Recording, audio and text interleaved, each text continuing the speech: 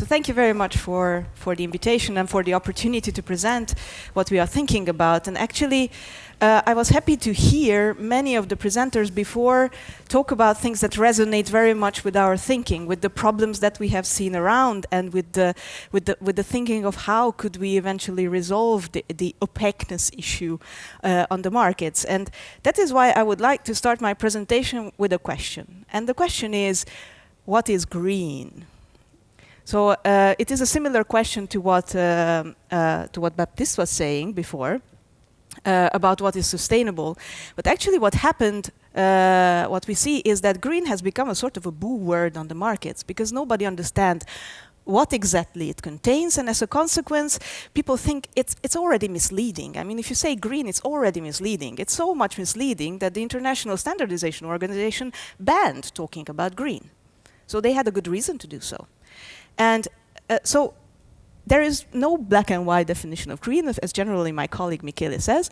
And this is one of the starting points of our thinking. So we started thinking, okay, if we really wanted to say that a product is green, then what sort of meaning could we put into this word?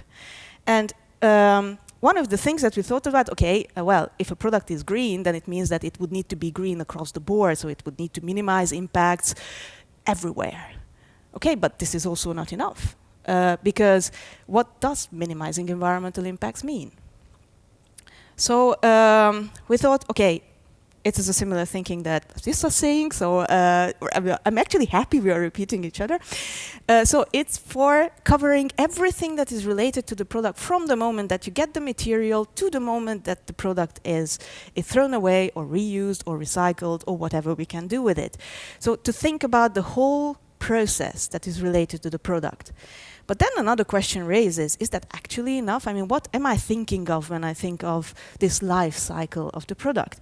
And actually, for many people, now climate change is already something that is known, that is near. We recognize it, but is that actually enough? Is it really for every product climate change is the most important environmental issue that we can, that is important for the product? Or nowadays we are also more and more aware of the water problems, but if we talk about water, are we actually talking about the relevant environmental issues related to a product? And that is why actually there is actually a whole landscape out there of potential environmental impacts and indicators that we could talk about.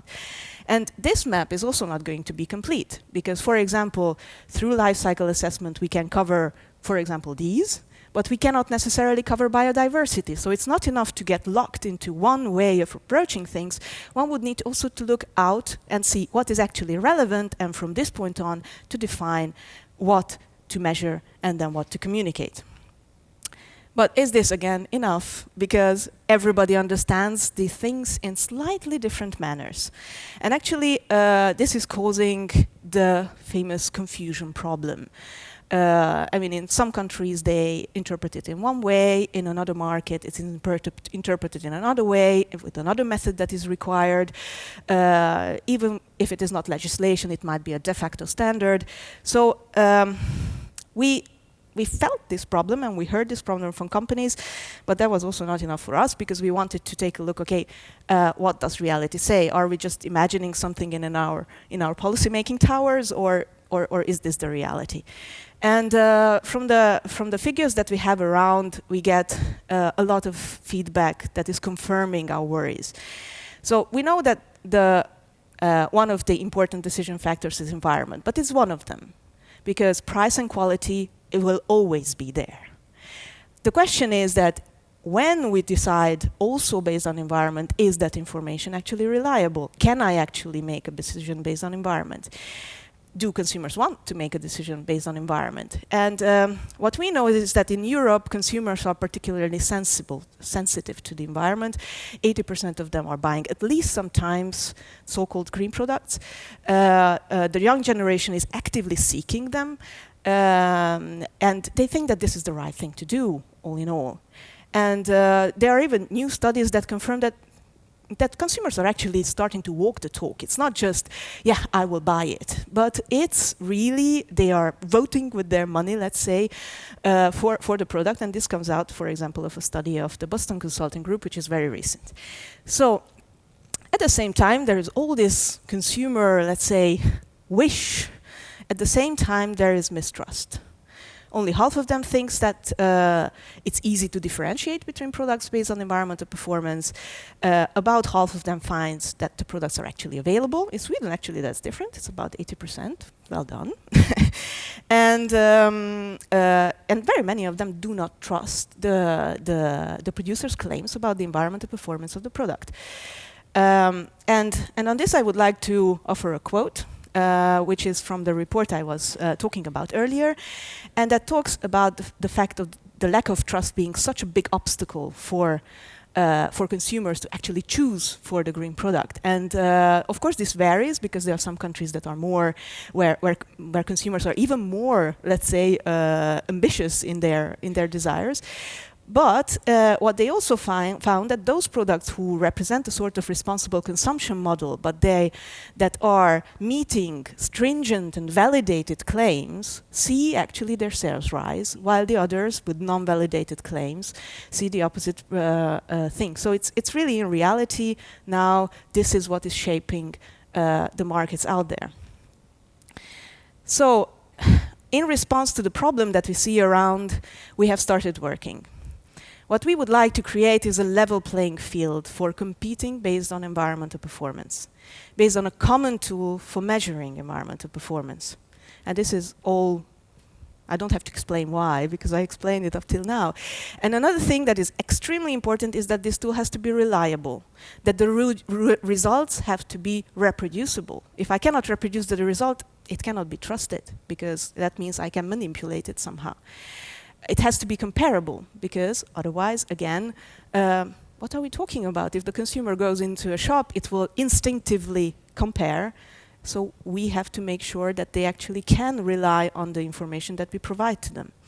So in response to this, what we have started was a voluntary approach, which is based on a Commission communication on a single market for green products, and on a recommendation of the Commission on the use of common methods for measuring and communicating the life cycle environmental performance of products and of organizations.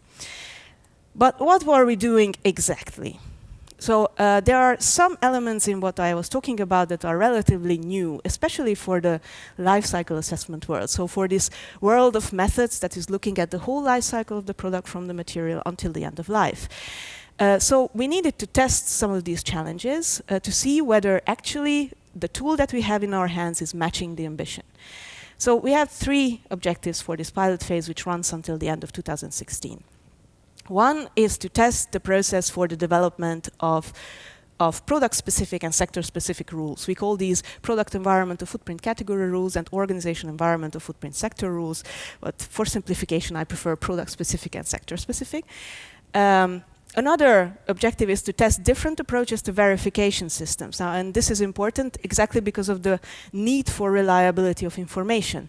But at the same time, we also know that for companies, verification is one of the biggest costs of maintaining an environmental, let's say, reporting or labeling system. So the question comes, okay, how can we find the balance of guaranteeing that the information is reliable, but at the same time, we're not killing the initiative. The third objective is to test communication vehicles, and this is what I'm going to enter a bit more detail into in later slides. In the pilot phase, we are working with volunteers. We have had a call for volunteers, and we had 120 applications, and we are working together with 27 product groups, so 25 product groups and 2 sectors to be exact. One group of products is more sort of industrial products, let's say, and another group is food, drink, and related products. And the sectors are retail and copper. Altogether, these pilots are led by about 280 stakeholders that are in these groups that are volunteering to lead this work. And many of these projects actually already have more than 50% of the European market on board. This is all very important for us because what we would like to have is a representative process, the result of which can be shared within a product for producers and for the European market. So we have also some participants that come outside of Europe, and this is also extremely important for us because we would like to work with a system where we can work together with the international supply chains, where we can bring in the international viewpoints. Now, of course, I've been asked to reflect on the pilots that are most relevant to the audience, that are related in some way or the other to fashion. And we have 3 pilots that I found that are relevant. One is related to t-shirts. So they are looking at a t-shirt fit to be worn and cleaned once a week for 1 year. And they are looking both at men, women, small children and babies t-shirts. And there the partnership is made of some bigger companies like Promode, Decathlon, but also small companies like there is the Textile Après d'Anjou. Okay, so exactly. That is one partnership that is working. Another partnership that is working is on non-leather shoes, and in fact, Baptiste, I'm very happy that you're here, and I'm also very happy that the Sustainable Apparel Coalition is taking part in this pilot, together with names such as Nike, Adidas, Timberland, VL Gore, and Stella McCartney. So it's also a very strong partnership. So, and they are looking at a pair of non-leather shoes worn in good condition. They are looking at leisure, fashion, sportswear, and waterproof footwear. And there is the retail, which is a sectoral approach, but that is relevant for everyone. I mean, retail is the way of actually bringing mostly the products to consumers, and of course, retailers are also feeling this responsibility for looking at their product portfolio of what they are selling, what they are producing. And Coop was an excellent example for this as well. So they are working on a sector approach, but they are also taking into consideration the textile portfolio within their activities. Now, I don't want to go very much into detail with the process, but let's say during the process we have several occasions where it is possible for stakeholders to comment.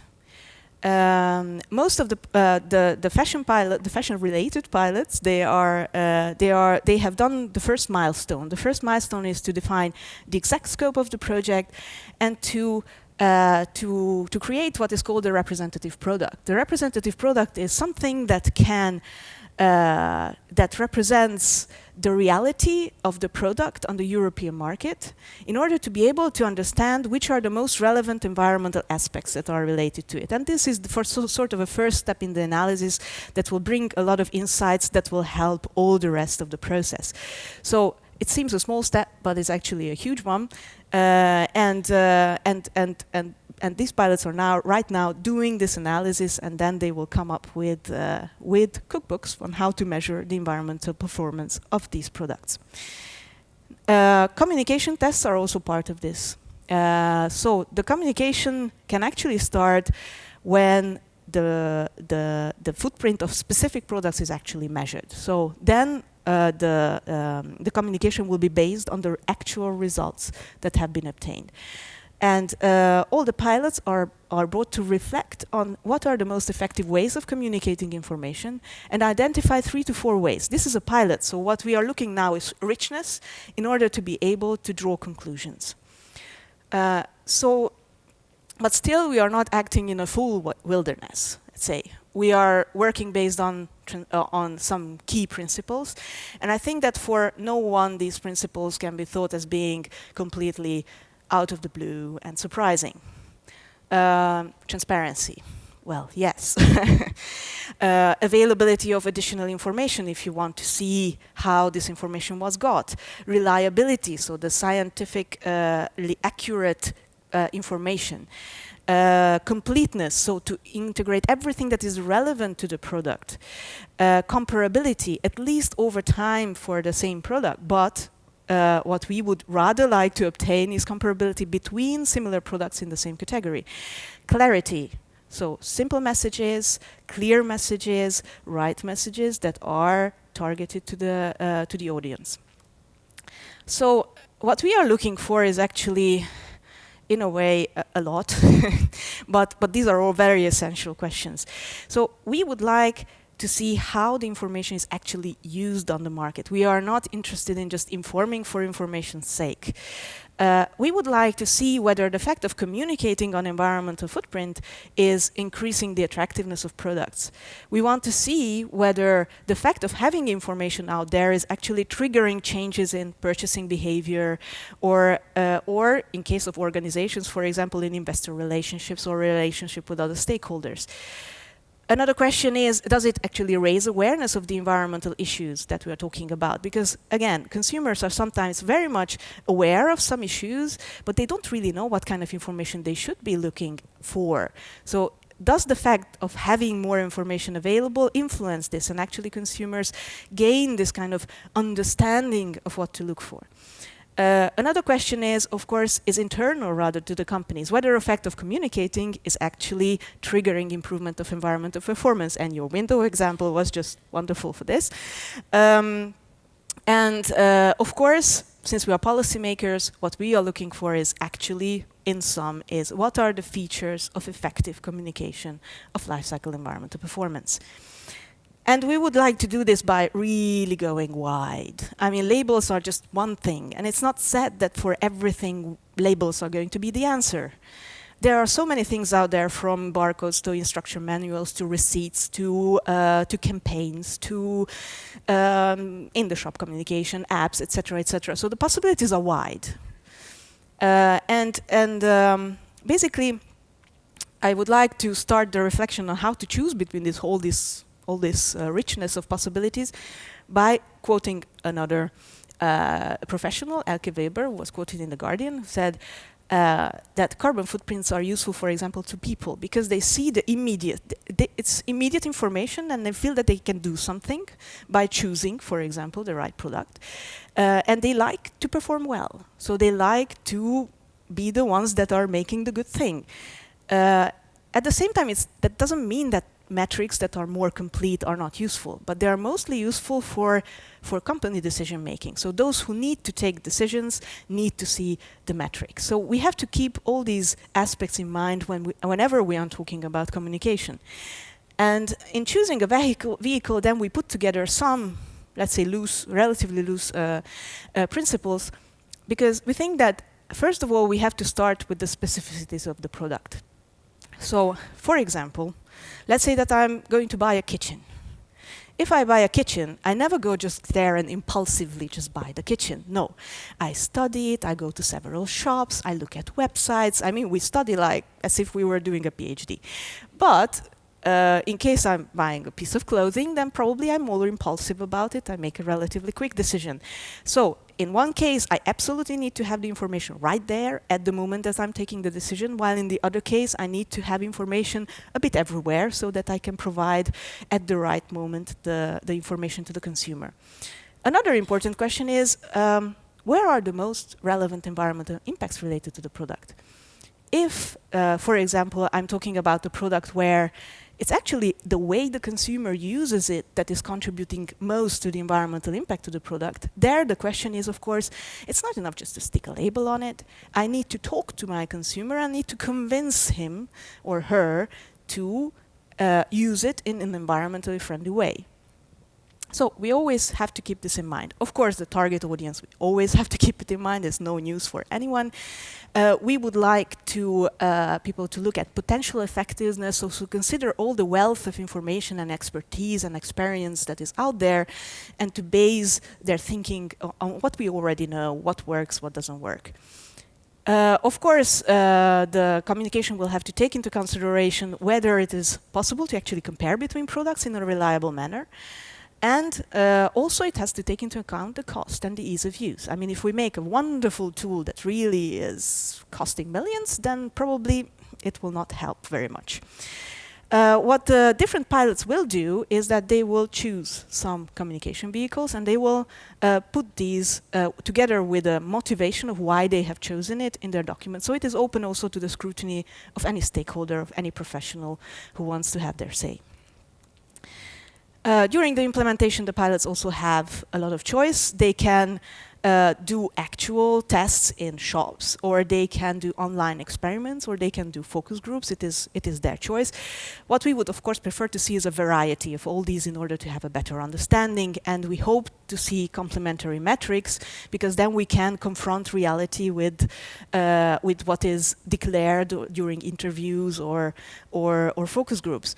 And of course, we would like to see some experiments that are using the insights of behavioral science. So to see, for example, I mean, unreceived communication is one of the possibilities that we bring as an example generally, because there you have the possibility of showing the consumer whether what they bought is actually environmentally sort of friendly or less environmentally friendly, give them feedback with smileys or with whatever, and give them also some input of how they can improve, for example, the environmental performance of their basket. So there are many possibilities out of this, and we really invite people to think creatively along these lines. So this was all I wanted to say. Thank you very much. Here are our contacts, so if anybody wants to contact us afterwards, you're welcome.